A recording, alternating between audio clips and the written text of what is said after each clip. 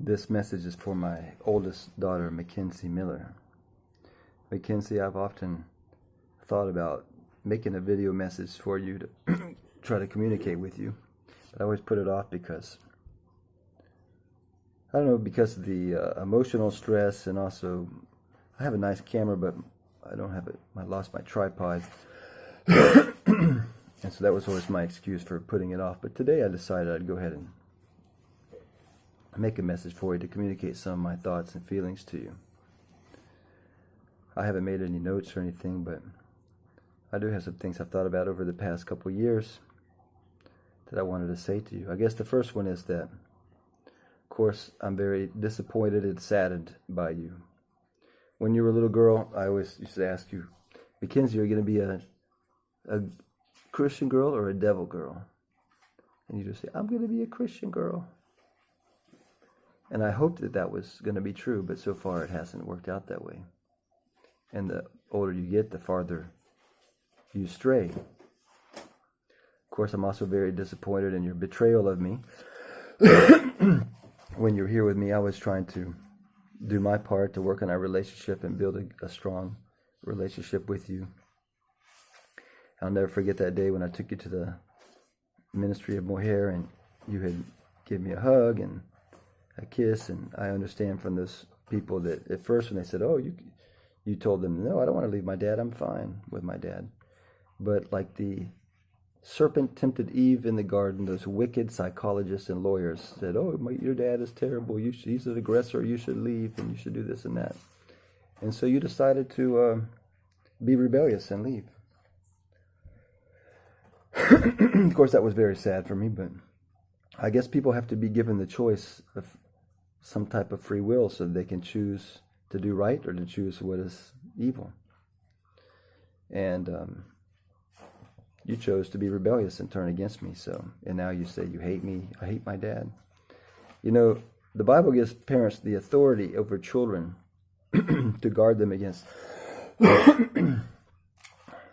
things, to punish them when they're disobedient, even with striking with a rod. As you know, the Bible says that. And I don't feel like the place I sent you was all that bad. I went there with a lawyer, with the police before I checked it out. Yeah, they didn't tell me they had some crazy lady in the back and talking to herself. But I don't see that the crazy lady hurt you. Oh, there's people on drug dependent there. Well, they didn't give you drugs then, did they? Like some of Toby's friends probably made available to you.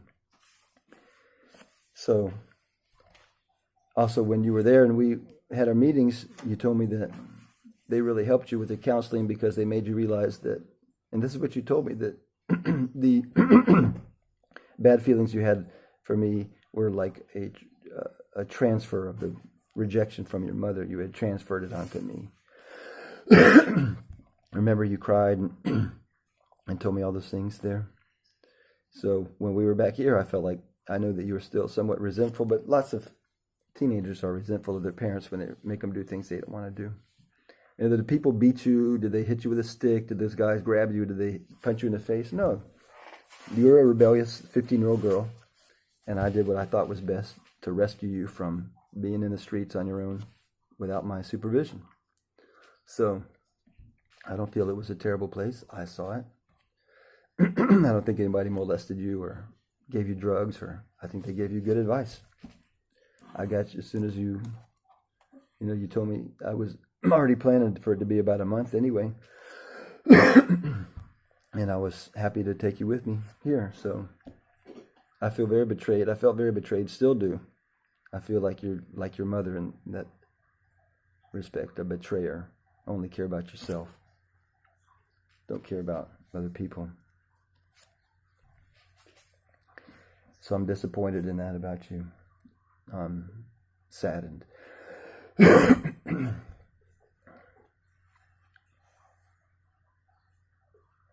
And this new issue, I understand things aren't so great at your mother's, which I thought they would be. I thought it would work out better. And I always wanted you to have, like I told y'all, I'd rather you have a some type of relationship, even if it's a bad one, better than none. That's why I I try to do all I can that with Melissa and David are with their mother. Even though we have problems, she's still here. And I want them to spend as much time with her as possible. Even if she yells at them, it's better she yells at them than doesn't say anything, which was, I found in your case, was a bad thing. So I understand you have what the world calls a boyfriend, which is totally umbilical. Being that you spend time with him unchaperoned, alone, totally umbilical, totally unacceptable. I know you don't care what I think because you're in rebellion. But the thing is that God gives the father authority to give a girl, a daughter in marriage, or to not give her in marriage. This boyfriend thing, that's totally umbilical. You're in rebellion. You're not. Of course, I would not allow you to have a boyfriend to be alone with some guy, unchaperoned, till he comes and asks for your hand in marriage. And then you get married, and then you can be alone. Do whatever you want. Now, I'm not making a judgment about your purity or lack thereof, because I don't have any knowledge of that. I don't know much about what's going on with you. I just have little tidbits here and there. It's the time of year here that people get colds, and I have a cold. But I know what all young men are after, and that is fornication. And so they'll say anything to a girl to get their guard down. So regardless of that has happened or not, I know what a guy's intention is. Unless they're like a super Christian like your brother or something like that. And I mean your brother Noah. I know that Coleman has his ideas about what's going on with you, but he doesn't know. None of us really know. Nobody knows what you're really up to or what you're really doing. So I'm disappointed.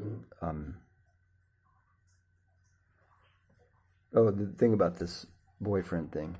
So, I don't give my permission for him to spend time with you alone. I don't give permission for him to marry you. And so, I don't know how you're going to get out of that. You can think, it doesn't matter. Well, you'll find out that things in the Bible, lines of authority, they do matter, and they will come back. It may take a long time, but it will. You will have to answer for it. You will have to answer for it. A boyfriend, not acceptable.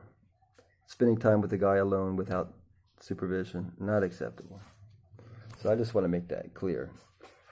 If he comes asking for marriage, the answer is no. So I don't know how you're going to get out of that. But he understands me. He loves me. He listens to me.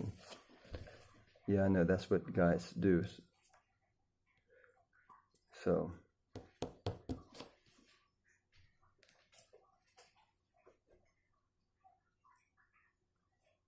of course, you don't care because you've run away and you don't care what I say. You don't talk to me and say, I hate my dad. Well, you're living in sin then, because hatred is the sin of murder.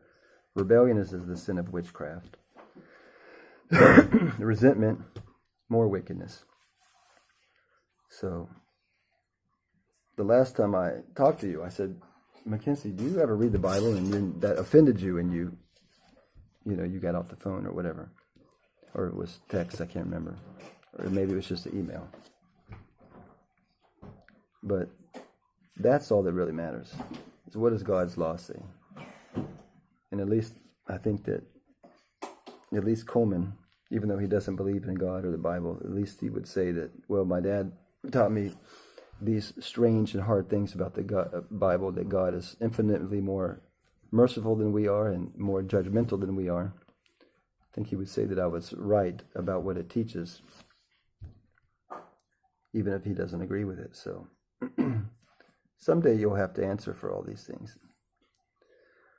So this message is kind of not very uplifting or edifying maybe, but it's a message of disapproval, a message of my feelings of betrayal, and a call for you to change your ways. I don't know what you're going to do. I'm sure this will not be received very well by you, that you'll be angry. I hate my dad even more. And it wouldn't be the first teenager that said that. Parents don't really get all that upset about that when kids say, I hate my dad. How many girls have said that about their mother, their father, when they make them do something they want to do or they don't approve of what they're doing? It's all part of growing up and being reprimanded by your parents. So my hope for you is that someday you will repent of your wickedness, of your lukewarmness, of having a form of godliness but denying the power thereof, and you will give up all your worldly things, your worldly ways, your worldly clothing, your worldly desires. I even heard I heard through the grapevine, through rumors, that you were in Lima with Nikki, that worldly girl, and that you were going out to bars. Is that true? Do you do things like that too, McKenzie? Go out to bars? Maybe it was just not true. Maybe I think somebody saw pictures in Facebook or something like that. Is that true? I don't know. I didn't see it. I heard it. I wonder if it's true. I wonder if McKenzie, the Christian girl, I'm going to be a Christian girl. I'm going to be a Christian girl or devil girl, McKenzie? I'm going to be a Christian girl. You know, one thing I really regret doing was allowing you to I wanted you to have some female influence in your life, so I would send you to be with the Pastranas or other women. I would never do that with Melissa. I learned my lesson now, that other people will try, maybe not necessarily consciously, but they will put other ideas, wrong or bad ideas, into your kids' heads. So I never send. I will send Melissa and David to stay with Coleman and Gina for a night, but their aunts and grandparents, not even spend the night. Because I saw what happened with you. When you first were with the Pastranas is when I'd come to pick you up or whatever, and you wouldn't want to talk to me, wouldn't want to be with me. And that was when you were 3 years old. That wasn't after I had, you had grown to have some dislike for me because of my strictness or whatever. You were only 3 years old. But when your mother left you when you were 2, I was the one that took care of you with the help of your brothers, because I was very frustrated and under a bad frame of mind. But still, I did the best I could to take care of 4 kids. I'm thankful that Coleman appreciates that. He's told me that. That's rewarding because it's very hard. So I think I'll end this now. I hope that you will give up your worldly ways and get with the Bible. Don't listen to those lukewarm Christians and Baptists and all those fake people that don't know what they're talking about. They're totally blind and have no understanding about biblical truths. I hope you will not listen to them, and that you'll read the Bible yourself. That you'll give up worldly relationships, bad friends that are worldly and ungodly and want you to do bad things. Give up your wickedness of rebellion, hatred, and whatever wicked things that you're doing. That's my hope for you, is that someday you'll change your ways. And then you can say, yeah, Daddy, I'm a Christian girl now. And not a worldly girl on the wrong path. That's what I hope for you, McKenzie. Someday.